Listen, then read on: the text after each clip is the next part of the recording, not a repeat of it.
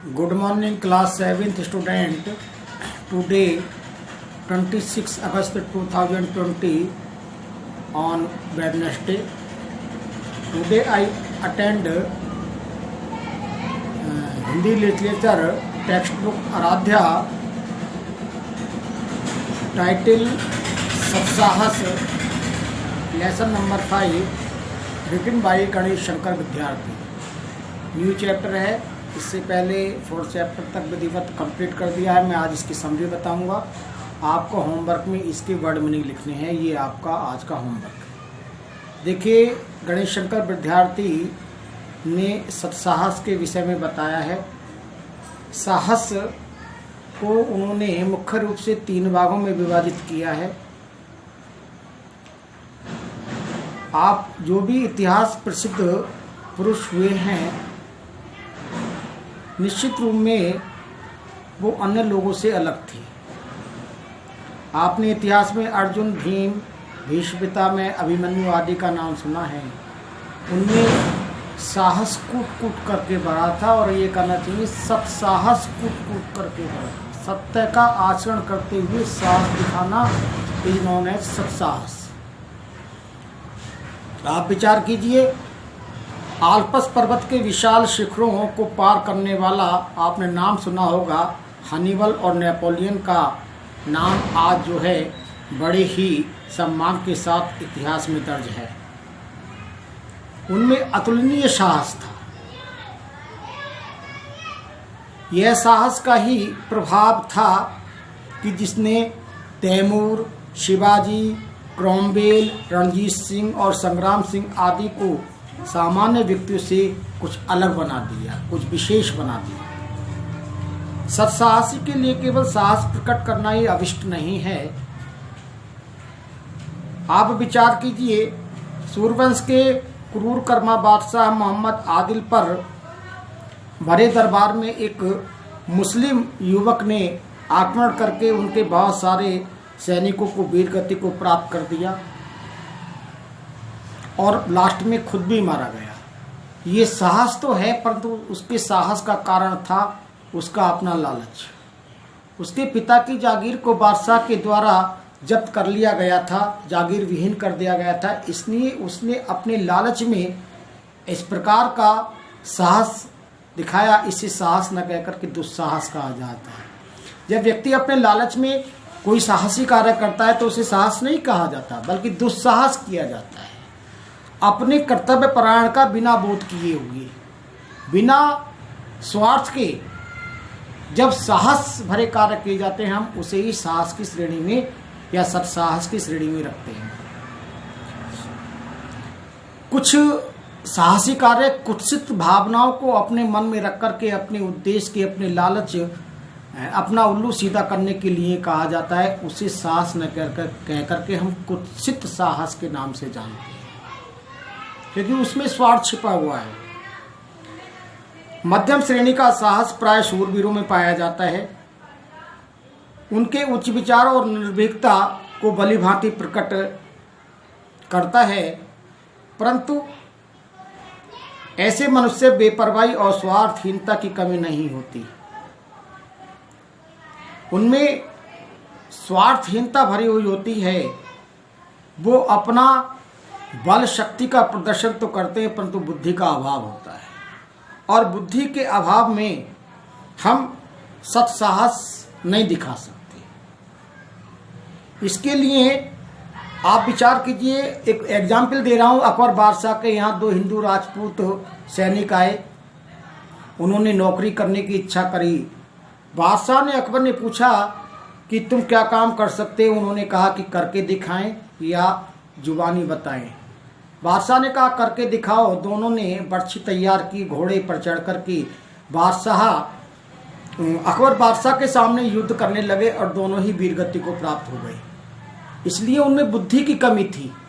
तो इस प्रकार के साहस को भी सत्साहस की श्रेणी में हम कदापि नहीं रख सकते. साहस के साथ शक्ति के साथ साथ बुद्धि का होना भी आवश्यक है जब कहीं आप सत्साहस की श्रेणी में आते हैं. देखिए, उनकी जो अभी मैंने एग्जाम्पल दी थी, उनका साहस प्रशंसनीय तो है, परंतु उनकी आभा की कमी के कारण वो निस्तेज सा प्रतीत होता है, अर्थात तेजहीन हो जाता है जब हम में बुद्धि का अभाव होता है। सर्वोच्च श्रेणी के साहस के लिए हाथ पैर की बलिष्ठता के साथ साथ जिन गुणों का होना आवश्यक है वह हैं हृदय की पवित्रता, उदारता और चरित्र की दृढ़ता। ऐसे गुणों की प्रेरणा से उत्पन्न हुआ साहस तब तक पूर्णतः प्रशंसनीय नहीं कहा जा सकता जब तक उसमें एक और गुण सम्मिलित ना हो, और वो गुण है आपका कर्तव्यपरायण। आप में साहस भी है, आप में शक्ति भी है, आप उदारवादी दृष्टिकोण के भी हैं, परंतु अगर आप में कर्तव्यपरायण, अपने कर्तव्य का बोध नहीं है तो आप उस श्रेणी के साहस की श्रेणी में नहीं आते। आपको अपना कर्तव्य बोध भी होना चाहिए। मैं कर्तव्य बोध का आपको एग्जाम्पल देता हूँ। एक बार की बात है कि जिसे आप उच्च कोटि का साहस कह सकते हैं, उसके लिए कर्तव्यपरायण व्यक्ति का होना आवश्यक है। एक बार मारवाड़ के मोरुदा गांव का जमींदार बुद्धन सिंह आपसी कलह झगड़े के कारण अपने गांव की जमींदारी को छोड़कर के जयपुर चला जाता है। वहीं पर रहता है कुछ अपने सहायकों के साथ। उसे कुछ समय के पश्चात पता चलता है कि मेरे गांव, मेरी जहां जमींदारी थी, उस पर जो है मराठों ने आक्रमण कर दिया है। उसका खून खोल उठा। उसने बिना किसी स्वार्थ के देर लगाए अपने साथ लगभग 150 सैनिक लेकर के वो अपनी राष्ट्रभूमि, कर्मभूमि, जन्मभूमि की रक्षा करने के लिए निकल गया। और मराठों के बीच से होकर के निकलना बहुत बड़ी बात थी, परंतु उसका अदम्य साहस था कि वो अपने साथियों के साथ निकल गया। कुछ साथी बीच में मारे भी गए और अंत में अपनी जो जन्मभूमि थी उसकी रक्षा के लिए बिना किसी के बुलावे पर वहां पहुंच गया और उसने अपने कर्तव्य परायण का परिचय दिया और पुनः फिर वापिस आ गया। आज भी जो उनका गांव मोरुदा गांव है, वहां पर लोग उन बुद्धन सिंह के सत्साहस की तारीफ करते हैं, उनका एग्जाम्पल देते हैं। वहां की राजपुतानी छत्रैणियां भी आज बुद्धन सिंह के साहस भरे लोकगीत गाती हैं। ये प्रथम श्रेणी का या उच्च श्रेणी का सत्साहस है। कभी कभी आप विचार कीजिए कि जो साहस है आत्मोत्सर्ग के लिए नहीं होता, बल्कि उसमें कुछ ना कुछ यश, प्रतिष्ठा, सम्मान चाहने के लिए भी हम साहसी कार्य कर बैठते हैं, परंतु उसे हम सत्साहस की श्रेणी में नहीं रखते, क्योंकि उसमें आपका स्वार्थ छिपा हुआ है। आप यशस्वी बनना चाहते हैं, आप अपनी बात और अपने समाज को, अपने स्तर को आप उठाना चाहते हैं।